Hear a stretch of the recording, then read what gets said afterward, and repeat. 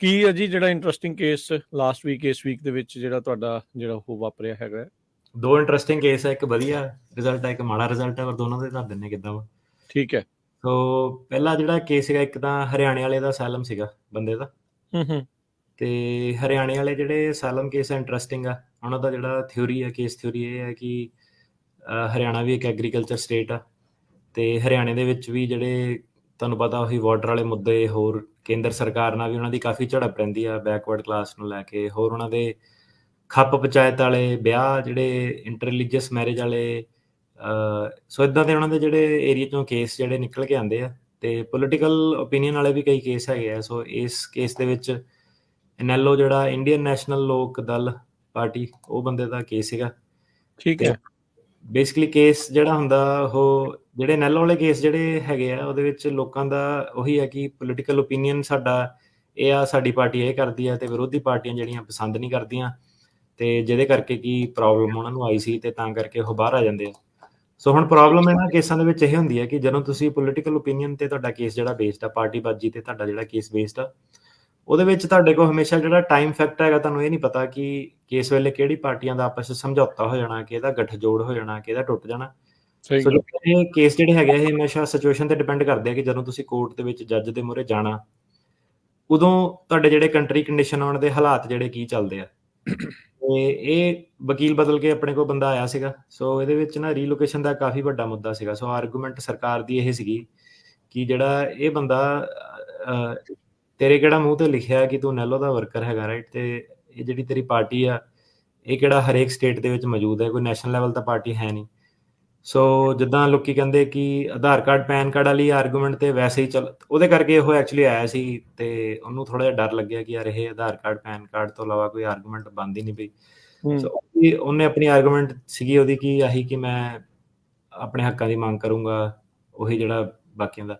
ਪਰ ਹੁਣ ਇਹ ਹੈ ਕਿ ਇਹ ਬੰਦਾ ਜਿਹੜਾ ਹੈਗਾ, ਇਹ ਅਲੱਗ ਸਟੇਟ ਸਟੂਟ ਕੁਛ ਨਹੀਂ ਮੰਗ ਰਿਹਾ, ਇਹਦਾ ਪੋਲੀਟੀਕਲ ਓਪੀਨੀਅਨ ਹੈ, ਗਰੀਬਾਂ ਦੀ ਹੈਲਪ ਕਰ ਰਿਹਾ, ਕਿਸਾਨਾਂ ਦੀ ਹੈਲਪ ਕਰ ਰਿਹਾ। ਸੋ ਇਹਦਾ ਕੋਈ ਐਸ ਸੱਚ ਇਹ ਨਹੀਂ ਕਿ ਕੋਈ ਵੱਖ ਸਟੇਟ ਦੀ ਮੰਗ ਕਰ ਰਿਹਾ ਹੈ। ਤੇ ਉਹਦਾ ਸਰਕਾਰ ਦੀ ਆਰਗੂਮੈਂਟ ਇਹ ਸੀਗੀ ਕਿ ਜੇ ਤੂੰ ਆਪਣੇ ਹੱਕਾਂ ਦੀ ਮੰਗ ਕਰੂੰਗਾ, ਗਰੀਬਾਂ ਦੀ ਹੈਲਪ ਕਰੋ, ਉਹਨਾਂ ਦੂਜੀਆਂ ਜਿਹੜੀਆਂ ਸਰਕਾਰਾਂ ਉਹਨਾਂ ਨੂੰ ਕੀ ਪ੍ਰੋਬਲਮ ਆ, ਉਹਨਾਂ ਨੂੰ ਤਾਂ ਕੋਈ ਪ੍ਰੋਬਲਮ ਨਹੀਂ ਹੋਣੀ ਚਾਹੀਦੀ, ਤੂੰ ਇਹ ਮੰਗ ਹਰ ਕਿਤੇ ਜਾ ਕੇ ਕਰ ਸਕਦਾ। ਤੇ ਹੁਣ ਫੋਰ ਐਗਜ਼ਾਮਪਲ ਜਿਹੜਾ ਕੋਈ ਪੰਜਾਬ ਤੋਂ ਕਸ਼ਮੀਰ ਤੋਂ ਤਾਂ ਕਹੂਗਾ ਕਿ ਸਾਨੂੰ ਰੋਕਦੇ ਆ, ਆਪਾਂ ਮੰਗ ਨਹੀਂ ਕਰ ਸਕਦੇ ਕਿਉਂਕਿ ਸਰਕਾਰ ਉਹਨਾਂ ਨੂੰ ਮਾੜਾ ਸਮਝਦੀ ਆ। ਸੋ ਇਹ ਕੇਸ ਦੇ ਵਿੱਚ ਸਰਕਾਰ ਕੀ ਕਹਿੰਦੀ ਕਿ ਤੂੰ ਕੋਈ ਮੰਗ ਮੁੰਗ ਤਾਂ ਕਰਦਾ ਨਹੀਂ ਪਿਆ, ਤੇਰੇ ਬੇਸਿਕ ਮੁੱਦੇ ਆ ਕਿ ਗਰੀਬਾਂ ਦੀ ਹੈਲਪ ਕਰਨੀ, ਕੁੜੀਆਂ ਦੇ ਵਿਆਹ ਕਰਾਣੇ, ਬਲੱਡ ਡੋਨੇਸ਼ਨ, ਮੈਡੀਕਲ ਕੈਂਪ, ਉਹੀ ਸਾਰਾ ਜਿਹੜਾ ਨਾਰਮਲ ਵਰਕਰ ਇੱਕ ਕਰਦਾ।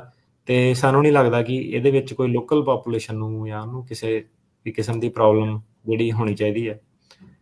ਸੋ ਬੈਕਵਰਡ ਕਾਸਟ ਦਾ ਬੰਦਾ ਸੀਗਾ, ਕੰਬੋਜ ਪਰਿਵਾਰ ਦਾ ਸੀਗਾ, ਤੇ ਮੁੱਦੇ ਇਹ ਸੀਗੇ ਕਿ ਕਾਸਟਿਜ਼ਮ ਦਾ ਮੁੱਦਾ ਜਿਹੜਾ ਸੀਗਾ ਮੇਨ, ਉਹ ਆਪਾਂ ਇਹਦੇ ਵਿੱਚ ਦੱਸਿਆ ਕਿ ਬਈ ਕੀ ਕਿੱਦਾਂ ਵਰਗ ਕਿੱਦਾਂ ਵੰਡੇ ਜਾਂਦੇ ਆ, ਬੈਕਵਰਡ ਕਾਸਟ ਕੀ ਹੁੰਦੀ ਹੈ, ਤੇ ਬੰਦੇ ਦਾ ਬਚਪਨ ਕਿੱਦਾਂ ਦਾ ਸੀਗਾ, ਕਾਲਜ ਕਿੱਦਾਂ ਦਾ ਸੀਗਾ, ਕੀ ਇਹਨੂੰ ਪ੍ਰੋਬਲਮ ਆਈਆਂ। ਤੇ ਠੀਕ ਹੈ।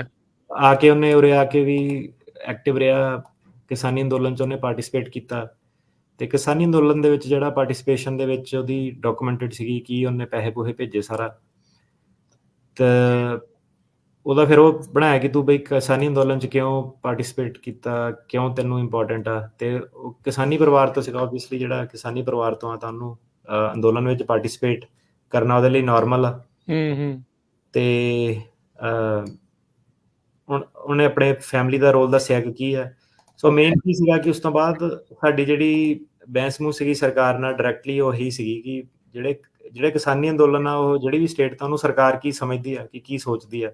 ਤੇ ਸਰਕਾਰ ਨੇ ਕਈ ਬਿਆਨ ਦਿੱਤੇ ਸੀਗੇ ਕਿ ਕਿਸਾਨੀ ਅੰਦੋਲਨ ਨੂੰ ਉਹ ਕਿੱਦਾਂ ਵੇਖਦੀ ਆ। ਉਹ ਦੇਖਦੀ ਆ ਕਿ ਸੈਪਰੇਟਡ ਮੂਵਮੈਂਟ ਆ, ਇਹ ਅਸਲੀ ਕਿਸਾਨ ਨਹੀਂ ਹੈਗੇ, ਇਹ ਪ੍ਰੋਬਲਮ ਕ੍ਰੀਏਟ ਕਰਨਾ ਚਾਹੁੰਦੇ ਆ। ਤੇ ਸਰਕਾਰ ਵਾਪਸ ਆਈ, ਕਹਿੰਦੀ ਕਿ ਇਹ ਕਿਹੜਾ ਬੰਦਾ ਪੰਜਾਬ ਤੋਂ ਆ, ਇਹ ਤਾਂ ਨਹੀਂ ਕਰਨਾ ਚਾਹੁੰਦਾ। ਸੋ ਆਰਗੂਮੈਂਟ ਫਿਰ ਉਹਦੇ ਵਿੱਚ ਇਹ ਸੀਗੀ ਕਿ ਇਹ ਇਹਨੂੰ ਪਤਾ ਇਹ ਹੈ ਨਹੀਂਗਾ, ਆਪਾਂ ਤਾਂ ਕਹਿ ਵੀ ਨਹੀਂ ਰਹੇ ਕਿ ਇਹ ਕੁਛ ਇੱਦਾਂ ਦਾ ਕਰਨਾ ਚਾਹੁੰਦਾ, ਇਹ ਤਾਂ ਸਿੰਪਲ ਸਿੱਧਾ ਸਾਦਾ ਜਿਹਾ ਬੰਦਾ ਆਪਣੇ ਨਾਰਮਲ ਪਾਰਟੀ ਵਰਕਰ ਸੀਗਾ। ਆਪਾਂ ਕੁਛ ਕਹਿ ਵੀ ਨਹੀਂ ਰਹੇ ਕਿ ਬੜੇ ਹਾਈ ਲੈਵਲ ਦਾ ਉਹ ਆ, ਪਰ ਸਰਕਾਰ ਇੱਦਾਂ ਸੋਚਦੀ ਆ ਕਿ ਇਹ ਹਾਈ ਲੈਵਲ ਦਾ ਬੰਦਾ ਵਾ। ਤੇ ਉਹ ਇਸ ਕਰਕੇ ਇੱਦਾਂ ਦਾ ਸੋਚਦੀ ਆ ਕਿਉਂਕਿ ਜੋ ਵੀ ਇਹਨੇ ਪੈਸੇ ਭੇਜੇ ਆ ਜਾਂ ਜੋ ਵੀ ਇਹਨੇ ਸਹਿਯੋਗ ਕੀਤਾ ਪਿੱਛੇ ਬੈਕ ਹੋਮ, ਉਹਦੇ ਕਰਕੇ ਕੀ ਹੈਗਾ ਕਿ ਉਹਦੇ ਫਾਦਰ ਨੂੰ ਵੀ ਜਿੱਦਾਂ ਕੁਛ ਨਹੀਂ ਕੀਤੀ ਗਈ ਸੀਗੀ। ਸੋ ਸਾਡੇ ਕੋਲ ਹੋਰ ਕਾਫੀ ਜਿਹੜੇ ਸੀਗੇ ਇੰਡੀਆ ਦੇ ਐਵੀਡੈਂਸ ਇਕੱਠੇ ਕੀਤੇ ਕਿ ਕਿੰਨੇ ਲੋਕਾਂ ਤੇ ਸੈਡੀਸ਼ਨ ਦੇ ਪਰਚੇ ਹੋਏ ਆ। ਫਾਇਰ ਬ੍ਰਿਗੇਡ ਤੋਂ ਜਿਹੜਾ ਮੁੰਡੇ ਨੇ ਇੱਕ ਨੇ ਜਿਹੜਾ ਬੰਦ ਕੀਤੀ ਸੀ ਉੱਤੇ ਵੀ ਪਰਚਾ ਹਾਂਜੀ। ਜਿਹੜਾ ਹੂੰ। ਜਿਹੜਾ ਯੂਕੇ ਸਿਟੀਜ਼ਨ ਆ ਜੌਲ ਨੂੰ ਰੱਖਿਆ ਜੇਲ੍ਹ 'ਚ ਪਾ ਕੇ ਬਿਨਾਂ ਹਰਦੀਪ ਚਾਰਜ। ਸਿੰਘ ਹੂੰ। ਜਿਹੜੀ ਸਾਡੀ ਆਰਗੂਮੈਂਟ ਹੋਈ ਸੀਗੀ ਕਿ ਏਦਾਂ ਕਈ ਲੋਕਾਂ ਨਾਲ ਏਦਾਂ ਹੋਇਆ ਵਾ, ਤੇ ਫਿਰ ਸਰਕਾਰ ਵਾਪਸ ਆਈ, ਉਹ ਕਹਿੰਦੀ ਕਿ ਹਾਂ ਇਹ ਤਾਂ ਜ਼ਿਆਦਾ ਐਕਟਿਵ ਸੀਗੇ, ਇਹ ਤਾਂ ਬਾਹਰੋਂ ਪੈਸੇ ਭੇਜਦਾ ਵਾ।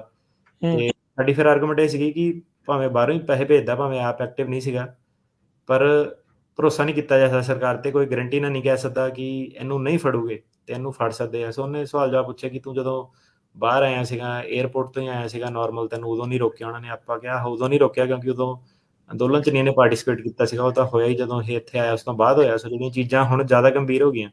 ਤੇ ਫਿਰ ਉਸ ਮੁੱਦੇ ਤੇ ਬਹਿਸ ਚੱਲੀ ਤੇ ਉਹਦੇ ਕਰਕੇ ਉਸ ਪੁਆਇੰਟ ਦੇ ਉੱਤੇ ਕਿ ਇਸ ਬੰਦੇ ਲਈ, ਕਿਉਂਕਿ ਇਹਦੇ ਜਿਹੜੇ ਫੈਕਟ ਐਂਡ ਸਰਕਮਸਟੈਂਸ ਇਦਾਂ ਦੇ ਆ ਕਿ ਇਹ ਨਾ ਇਹ ਸੈਪਰੇਟ ਸਟੇਟ ਕਲੇਮ ਕਰ ਰਿਹਾ, ਨਾ ਇਹ ਕਹਿ ਰਿਹਾ ਕਿ ਮੈਨੂੰ ਪਾਰਟੀਬਾਜ਼ੀ ਕਰਕੇ ਕਰੂਗੇ। ਇੱਕ ਪਾਰਟਿਕੂਲਰ ਸੋਸ਼ਲ ਗਰੁੱਪ ਨੂੰ ਬਿਲੋਂਗ ਕਰਦਾ ਬੰਦਾ। ਉਹ ਕਹਿੰਦਾ ਪਾਰਟਿਕੂਲਰ ਸੋਸ਼ਲ ਗਰੁੱਪ ਕੀ ਹੈ?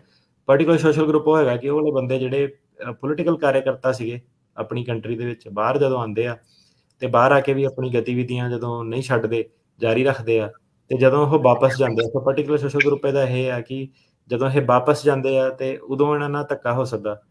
ਤੇ ਸਰਕਾਰੀ ਵਕੀਲ ਕਹਿੰਦੀ ਕਿ ਨਹੀਂ, ਇਹ ਪਾਰਟਿਕੂਲਰ ਨਹੀਂ ਹੈਗਾ, ਇੰਨਾ ਕੋਗਨੀਜ਼ੇਬਲ ਨਹੀਂ ਹੈਗਾ ਕਿ ਮਤਲਬ ਇਹ 'ਚ ਬਹੁਤ ਜ਼ਿਆਦਾ ਲੋਕੀ ਆ ਜਾਂਦੇ ਆ। ਸੋ ਫਿਰ ਸਾਡਾ ਜਿਹੜਾ ਫੋਕਸ ਉਹ ਸੀਗਾ ਕਿ ਨਹੀਂ, ਇਹਦੇ ਵਿੱਚ ਬਹੁਤ ਜ਼ਿਆਦਾ ਲੋਕੀ ਨਹੀਂ ਆਉਂਦੇ, ਕਿਉਂਕਿ ਨਾ ਹੀ ਤਾਂ ਸਾਰੇ ਸਿੱਖ ਵੱਖ ਦੇਸ਼ ਦੀ ਮੰਗ ਕਰਦੇ ਆ, ਨਾ ਹੀ ਤਾਂ ਸਾਰੇ ਸਿੱਖ ਜਿਹੜੇ ਕਿਸਾਨੀ ਅੰਦੋਲਨ ਨੂੰ ਸਪੋਰਟ ਕਰਦੇ ਆ। ਸੋ ਸੇਮ ਤਰੀਕੇ ਨਾਲ ਨਾ ਹੀ ਤਾਂ ਸਾਰੇ ਬੈਕਵਰਡ ਕਾਸਟ ਵਾਲੇ ਆਪਣੇ ਹੱਕਾਂ ਦੇ ਲਈ ਲੜਾਈ ਕਰਦੇ ਆ, ਤੇ ਨਾ ਹੀ ਸਾਰੇ ਬੈਕਵਰਡ ਕਾਸਟ ਵਾਲੇ ਧਰਨਿਆਂ ਤੇ ਉਹਦੇ ਵਿੱਚ ਪਾਰਟੀਸਪੇਟ ਕਰਦੇ ਆ। ਇਹ ਬੰਦਾ ਪਾਰਟੀਸਪੇਟ ਕਰਦਾ ਹੈਗਾ। ਤੇ ਉਹਦੀ ਫਿਰ ਉਹੀ ਗੱਲ ਸੀ ਕਿ ਇਹਦੇ ਕਿਹੜਾ ਮੂੰਹ ਤੇ ਲਿਖਿਆ ਕਿ ਇਹ ਇਦਾਂ ਕਰਕੇ ਆਇਆ। ਆਪਣਾ ਹੋ ਸਕਦਾ ਕਿ ਇਹ ਜਦੋਂ ਕਰੂਗਾ, ਇਹਦੀ ਬੈਕਗਰਾਉਂਡ ਜਦੋਂ ਚੈੱਕ ਹੋਊਗੀ, ਫਿਰ ਕੀ, ਜਦੋਂ ਮੰਨ ਲਓ ਇਹ ਹਟੂਗਾ ਨਹੀਂ, ਉੱਥੇ ਵੀ ਟਲੂਗਾ ਨਹੀਂ, ਤੇ ਜਦੋਂ ਕਿਸੇ ਤਰੀਕੇ ਨਾਲ ਇਹ ਉਹਨਾਂ ਦੇ ਚੱਕਰ 'ਚ ਆਇਆ, ਜਿਹੜਾ ਕਿ ਇਹ ਆਊਗਾ ਕਿਉਂਕਿ ਇਹ ਕਾਫੀ ਐਕਟਿਵ ਬੁਲਾਰਾ ਵਾ, ਤੇ ਜਦੋਂ ਇਹ ਆਊਗਾ ਤੇ ਇਹਦਾ ਪਿਛਲਾ ਰੈਕਡ ਜਦੋਂ ਨਿਕਲੂਗਾ, ਤੇ ਉਹ ਪੁੱਛਦੀ ਸੀ ਕਿ ਉਹ ਕਿੱਦਾਂ ਨਿਕਲੂਗਾ, ਤੇ ਆਧਾਰ ਕਾਰਡ ਪੈਨ ਕਾਰਡ ਤਾਂ ਦੇਖਦੇ ਨਹੀਂ। ਤੇ ਆਪਣੀ ਆਰਗੂਮੈਂਟ ਇਹ ਸੀਗੀ, ਆਪਾਂ ਇਹ ਨਹੀਂ ਤੁਹਾਨੂੰ ਕਹਿ ਰਹੇ ਕਿ ਸਰਕਾਰ ਜਿਹੜੀ ਹੈਗੀ ਆ ਉਹ ਆਧਾਰ ਕਾਰਡ ਪੈਨ ਕਾਰਡ ਦੇ ਨਾਲ ਲੋਕਾਂ ਨੂੰ ਟਰੈਕ ਕਰਦੀ ਆ। ਆਪਾਂ ਇਹ ਕਹਿ ਰਹੇ ਜਦੋਂ ਤੁਸੀਂ ਬੰਦੇ ਨੂੰ ਇੱਕ ਨੂੰ ਫੜ ਲਿਆ, ਉਦੋਂ ਤੁਸੀਂ ਉਹਦੀ ਬੈਕਗਰਾਉਂਡ ਚੈੱਕ ਕੀਤੀ, ਤਾਂ ਉਦੋਂ ਆਧਾਰ ਕਾਰਡ ਪੈਨ ਕਾਰਡ ਜਿਹੜੇ ਹੈਗੇ ਆ ਉਹ ਪ੍ਰੋਡਿਊਸ ਕਰ ਦਿੰਦੇ ਆ ਕਿ ਇਨਫੋਰਮੇਸ਼ਨ ਕੀ ਆ।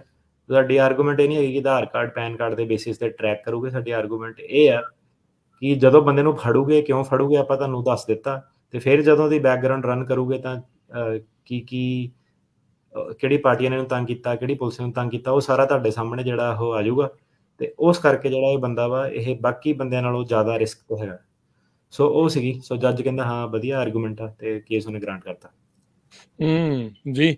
ਸੋ ਦੇਖੋ, ਆਪਣਾ ਗੁਆਂਢੀ ਜਿਹੜੇ ਸੂਬੇ ਨੇ ਦੋਨੋਂ, ਪੰਜਾਬ ਤੇ ਹਰਿਆਣੇ, ਪਰ ਦੋਨਾਂ ਦੇ ਜਿਹੜੇ ਮਸਲੇ ਵੱਖ ਨੇ। ਕਿਸ ਹਿਸਾਬ ਦੇ ਨਾਲ ਅਸਾਈਲਮ ਦਾ ਕੇਸ ਲੱਗਦਾ ਆ, ਕੀ ਰੀਲੋਕੇਸ਼ਨ ਦੇ ਮੁੱਦੇ ਉੱਥੇ ਹੋ ਸਕਦੇ ਆ, ਕਿੱਦਾਂ ਆ, ਕੀ ਜਿਹੜੀ ਮਾਨ ਪਾਰਟੀ ਦੇ ਫਿਰ ਇਹ ਬਰਾਬਰ ਇੱਕ ਹਿਸਾਬ ਦੇ ਨਾਲ ਜਿਹੜੀ NLO ਨੂੰ, ਜਿਹੜਾ INLD ਆ, ਉਸ ਨੂੰ ਮੰਨਿਆ ਜਾਂਦਾ ਇੱਕ ਹਿਸਾਬ ਨਾਲ?